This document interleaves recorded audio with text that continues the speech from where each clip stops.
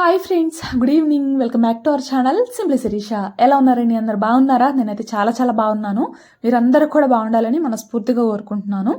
So ఇంకా ఇవాల్టి vlog వచ్చేసి ఇది మండే రోజు ఈవినింగ్, అలాగే ట్యూస్డే మార్నింగ్ రొటీన్ అనమాట. మండే అంటే January 22 అండి. January 22న అయోధ్యలో శ్రీరాముని ప్రాణ ప్రతిష్ఠ జరిగింది కదా. ఆ రోజు నిజంగా ప్రతి ఒక్కరూ కూడా ఒక పండగలాగా అయితే సెలబ్రేట్ చేసుకున్నాము. అంటే 5 దీపాలు వెలిగించుకొని, అలాగే ఇంకా అయోధ్య నుండి వచ్చిన అక్షింతలతో పూజ చేసి మన శిరస్సు మీద కూడా జల్లుకున్నాం కదా. సో నిజంగా ప్రతి ఒక్కరూ కూడా ఒక పండగలాగే సెలబ్రేట్ చేసుకున్నామండి. అంటే పూజ అనుకోండి, నార్మల్గా ఒక్కొక్కరు ఒక్కొక్క రోజున సెలబ్రేట్ అంటే ఒక్కొక్కరు ఒక్కొక్క రోజున చేసుకుంటారు. ఒకళ్ళు మండే, ఒకళ్ళు ట్యూస్డే, ఒకళ్ళు వెన్స్డే అలా చేసుకుంటారు. కానీ ఆ రోజు మాత్రం స్పెషల్లీ ప్రతి ఇంట కూడా 5 దీపాలు అయితే వెలిగించుకున్నాం కాబట్టి ఇది అందరికీ కూడా ఒక పండగేనమాట. సో నేను కూడా ఇక్కడ అమ్మ వాళ్ళ ఇంటి దగ్గర చిన్నగా అలాగా 5 దీపాలు వెలిగించి పూజ అయితే చేశాను. అంటే అమ్మ వాళ్ళు లేరండి, అమ్మ వాళ్ళు ఈవినింగ్ టైం కదా, ఇంకా పొలం నుండి రాలేదనమాట. సో ఇంకా నేను ఇక్కడే ఉన్నాను కదా అని చెప్పేసి నేనే పూజ అయితే చేశాను అనమాట. నిజంగా అసలు 500 సంవత్సరాల నుంచి, అంటే 5 తరాల నుండి కష్టపడుతుంటే ఈ తరంలో అయోధ్యలో శ్రీరాముని ప్రతిష్టాపన జరగడం అనేది, అంటే మనమున్నాము ఈ తరంలో, చాలా ఆనందంగా అనిపించింది అనమాట. మనం అక్కడికి వెళ్ళపోయినా పర్లేదండి, కానీ స్వయాన రాముల వారి దగ్గర నుంచి మనకి అక్షింతలు అయితే వచ్చాయి, ఆ రాముల వారే పంపించారు అన్నట్లు అనిపించింది నిజంగా. సో చాలా హ్యాపీ అనిపించింది అనమాట నాకైతే. సో ఇంకా అలాగా 5 దీపాలు వెలిగించుకొని, ఇంకా మనకి రామనామం అయితే ఉంటుంది కదా, శ్రీరామ రామ రామేతి రామనామము. ఇంకా రామనామం 3 సార్లు చదువుకుంటూ ఇంకా అలాగే పూజ అయితే చేసుకున్నాను అనమాట. శ్రీరామ జయరామ అనుకుంటూ. మా పిల్లలు అసలు నిజంగా ఇంట్లోనేమో ఎవ్వరు లేరండి, వీళ్ళతోనేమో నాకు కొంచెం భయం అనమాట. అంటే పూజ చేసుకునేటప్పుడు ఎక్కడొచ్చి మళ్ళీ దీపాన్ని పట్టుకోవడం అలా చేస్తారు. అంటే మా చన్నగాడు ఒకసారి ఏదో సిచ్యువేషన్లో ఇలానే పట్టుకున్నాడు అనమాట మంటని. సో అప్పుడు చేతికి ఒక చిన్న బొబ్బ కూడా వచ్చింది. సో ఇంక అప్పటి నుంచి నాకు చాలా భయం అనమాట. చాలా జాగ్రత్తగానే ఉంటాం, కానీ ఎప్పుడు వెళ్తాడో తెలీదు, గబుక్కుని వెళ్ళేసి పట్టుకోవాలన్నట్లు చూస్తాడనమాట. సో అందువల్ల వీటితో నాకు కొంచెం భయము. ఇదనే కాదు, ఇంకేదన్నా పనులు చేసుకోవాలన్నా కూడా పని ఎక్కువ పెంచుతాడనమాట. ఇప్పుడు మాప్ పెట్టామనుకోండి, మట్టి కాళ్ళతో అటు ఇటు తిరగడం అని, లేదంటే ఇప్పుడు పటాలు క్లీన్ చేసేటప్పుడు నేను ఒక పక్క క్లీన్ చేస్తుంటే మళ్ళీ వాడు నాకు పని పెంచడానికి ఏదో ఒకటి చేయడం అని ఇలా చేస్తూ ఉంటాడనమాట. అంటే ఇంకా పిల్లలకి తెలియదు కదా, సో మనమే సైలెంట్ అయిపోవాలి. బాగా చిరాకు తెప్పిస్తే మాత్రం నిజంగా కొట్టేస్తానండి. సో అది. సో ఫైనల్గా ఇలాగా ఇదిగోండి ఆ 5 దీపాలు వెలిగించి, అలాగే రాముల వారి దగ్గర నుంచి వచ్చిన అక్షింతల్లో నేను కొన్ని అక్షింతలు కలిపి దేవుని దగ్గర పెట్టేసి అలాగా పూజ అయితే చేసుకున్నాను అనమాట. ఇంకా ప్రసాదం కూడా ఏం చేయలేదండి. అంటే డ్రై ఫ్రూట్స్ ఉంటే కొన్ని జీడిపప్పు కిస్మిస్ కలిపి పెట్టాను, అలాగే ఫ్రూట్స్ ఉంటే ఇంకా అలా ఒక ఫ్రూట్ కూడా పెట్టాను అనమాట. సో అది ఫస్ట్ అయితే 5 దీపాలు దేవుని దగ్గర వెలిగించాను. తర్వాత అమ్మ వాళ్ళు వచ్చారు. అమ్మ వాళ్ళు వచ్చిన తర్వాత మళ్ళీ 2 దీపాలు ఇదిగోండి దర్వాజా దగ్గర అయితే పెట్టాను అనమాట. అంటే ఇంకా అమ్మ వాళ్ళు కూడా ఉంటారు కదా పిల్లల్ని చూడడానికి, ఒకళ్ళు కాపైన ఒకళ్ళన్నా చూస్తూ ఉంటాం కదా అన్నట్లు. ఇంకా వాళ్ళు వచ్చిన తర్వాత ఒక 2 దీపాలు అయితే దర్వాజా దగ్గర కూడా పెట్టాను. సో అదండి, సోమవారం అయితే ఇలాగ పూజ చేసుకున్నాను. యాక్చువల్గా సోమవారం నేను వ్లాగ్ అయితే ఏం ప్లాన్ చేసుకోలేదు. అసలు నిజం చెప్పాలంటే నాకు అమ్మ వాళ్ళ ఇంటికి వస్తే అసలు వీడియోస్ ఏమీ షూట్ చేయాలనిపించదండి. నిజంగా ప్రశాంతంగా రెస్ట్ తీసుకుందాం అనిపిస్తుంది అనమాట. అసలు విలేజ్లో ఎలా ఉంటుందంటే అసలు చాలా అంటే చాలా పీస్ఫుల్గా, చాలా ప్రశాంతంగా ఉంటుంది అనమాట. అసలు హడావిడి అంటూ ఏముండదు, చాలా పీస్ఫుల్గా ఉంటుంది. జనరల్గా మనకి సిటీస్లో అలా ఏంటంటే చీటికి మాటికి వెహికల్ హార్న్స్ వినిపిస్తూ ఉంటాయి, కానీ ఇక్కడ విలేజ్లో ఏంటంటే ఎవ్రీ మినిట్కి ఏదో ఒక పక్షి సౌండ్స్ అయితే వినిపిస్తాయి అన్నమాట. చిలుకలు కానీ, పిచ్చుకలు కానీ, లేదంటే ఈవెన్ కోళ్ళు అయినా సరే, కోళ్ళు అయితే అసలు చెప్పాల్సిన పని లేదండి, చీటికి మాటికి అరుస్తూనే ఉంటాయి అన్నమాట. సో అలాగా ఇలాగ బర్డ్స్ సౌండ్స్తో అసలు చాలా అంటే చాలా ప్రశాంతంగా ఉంటుంది అనమాట. అసలు పొల్యూషన్ లాంటిది ఏమీ ఉండదు. ఆ చుట్టూత చెట్లు, అసలు చాలా అంటే చాలా బాగుంటుంది అనమాట. ఇంకా సాయంత్రం అయితే చాలండి, చక్కగా మెల్ల మీద ఒక మంచం వేసుకొని చల్లటి గాలికి, అలాగే ఆ పక్షుల అరుపులతో అసలు నేచర్ ఆస్వాదించడానికి చాలా అంటే చాలా బాగుంటుంది. దట్స్ ద రీజన్ అండి నేను చీటికి మాటికి అమ్మ వాళ్ళ ఇంటికి రావడానికి గల కారణం అయితే ఇదేనమాట. నేచర్ బాగుంటుంది, అసలు పొల్యూషన్ అంటూ ఏమి ఉండదు, డిస్టర్బెన్సెస్ ఏమీ ఉండవు. ఎంత బిజీ లైఫ్ అయినా సరే ఇక్కడ ఏంటంటే ఆటోమేటిక్గా ఈ నేచర్ వల్ల మనకి ప్రశాంతంగా అనిపిస్తుంది అనమాట. ఎన్ని బిజీ వర్క్స్ ఉన్నా కూడా ఆటోమేటిక్‌గా ఈ నేచర్ వల్లే మనకి ప్రశాంతత అయితే దొరుకుతదండి. సో, అందుకని చెప్పేసి నేను ఎవ్రీ ఫెస్టివల్‌కి గానీ, ఈవెన్ 5, 6 డేస్ హాలిడేస్ ఉన్నా సరే అమ్మ వాళ్ళ ఇంటికే వచ్చేస్తాను. మాది కూడా విలేజే. కాకపోతే మాది కొంచెం అప్‌డేటెడ్ లెండి. అంటే అత్తయ్య వాళ్ళ ఊరు కొంచెం అప్‌డేటెడ్ అనమాట. సో, ఒక్క మాటలో చెప్పాలంటే ఇక్కడ ఉన్నంతలాగా అక్కడైతే ఉండదు. సో, అది. సో, ఇంకా చెప్పుకుంటే ఎక్కడికో వెళ్ళిపోతుంది.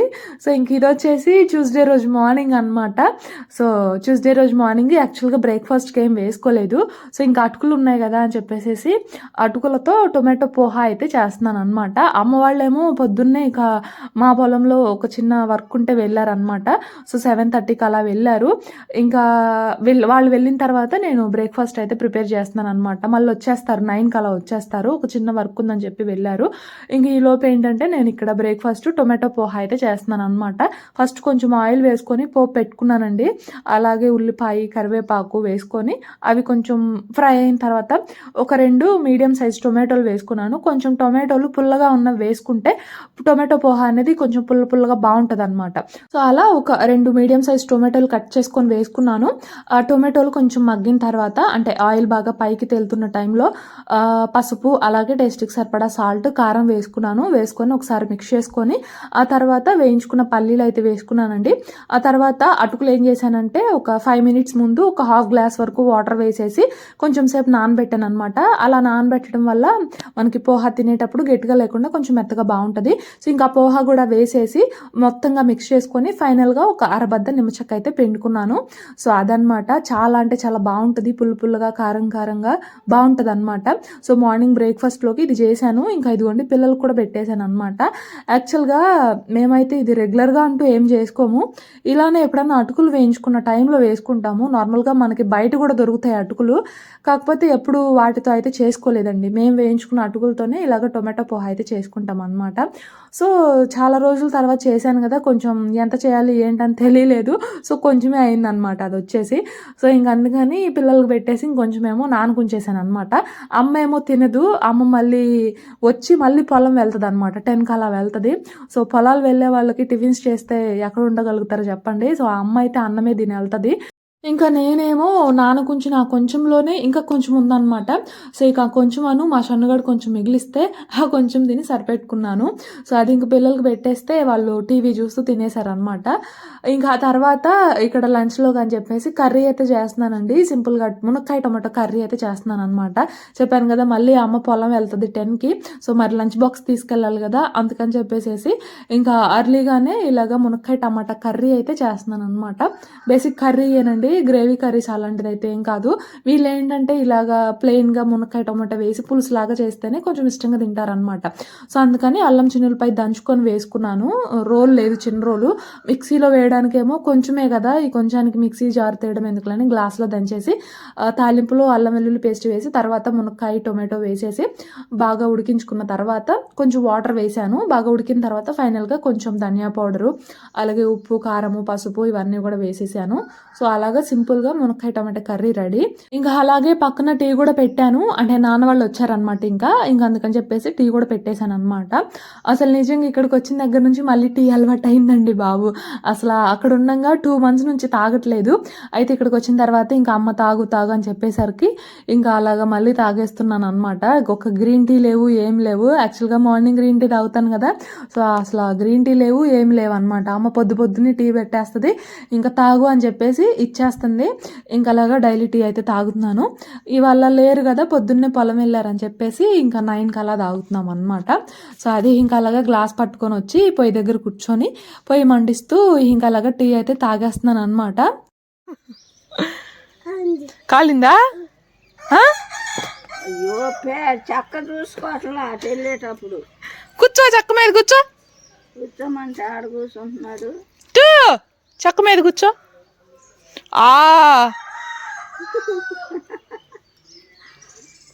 కొడతా నేను కూడా. ఏయ్ ఏయ్ మా అమ్మను కొట్ట నీ అయ్యా. నాకేం రాత్రి గుడ్డు నడుపుతుంది అయినా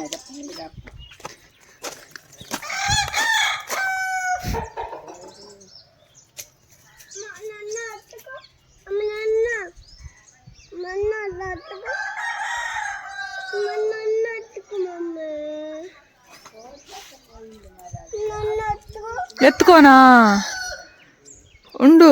అమ్మమ్మ వాళ్ళు ఎర్రమ్మమ్మ వాళ్ళు పూల చెట్లు చూపిద్దాం.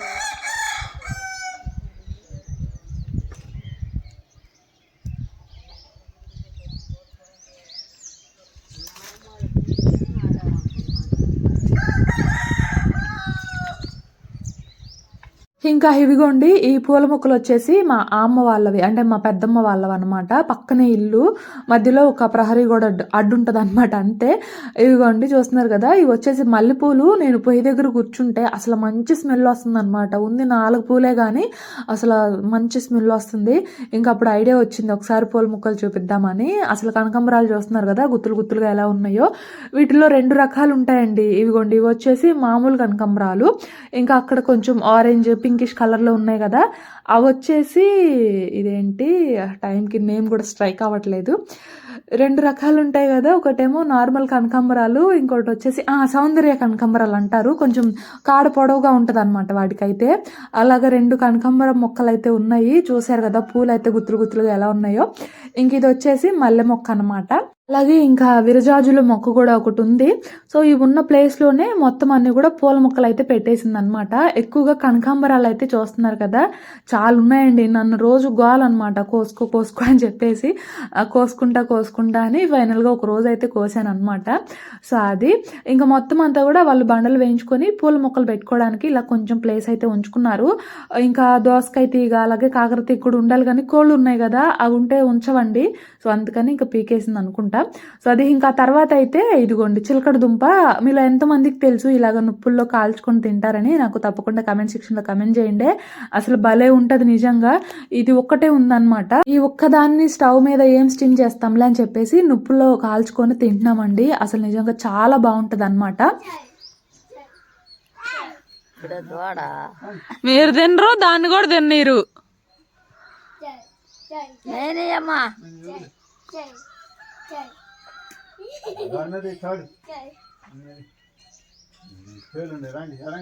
టీవీ చూడండి పోండి, అదే మేసిద్ది. అడు వదిలిపెట్టయ్యా తాడు వస్తుంది, కాలు దక్కిద్రా. మంచం మీద పడుకోబెట్టలే తీసుకెళ్ళి. నువ్వు పడుకుంటావే ఆ మంచం మీద పడుకోబెట్టిపో. నిన్నే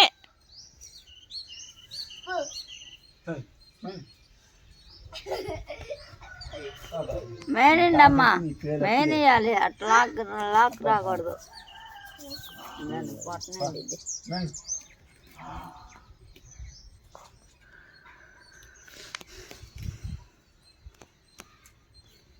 సో అదండి. ఇంకెక్కడికి వస్తే మా పిల్లలు ఇట్లనే ఉంటారనమాట. దూడతో ఆడుకోవడము, కోళ్ళు వెంట పరిగెత్తడము ఇలా చేస్తూ ఉంటారు. సో ఇది వచ్చేసి మా అమ్మ పెంచే పూల మొక్కలు అనమాట. అంటే వీళ్ళకి కొంచెం ఎక్కువ ఓపెన్ స్పేస్ ఉంది, చుట్టూ ప్రహరీ అయితే లేదు. సో ఏమైనా పెట్టినా సరే కోళ్ళు వచ్చేసి పొడుస్తూ ఉంటాయండి, పెరగనివ్వవు అనమాట. అందుకని అమ్మ అంత ఎక్కువగా అయితే ఏం పెంచట్లేదు.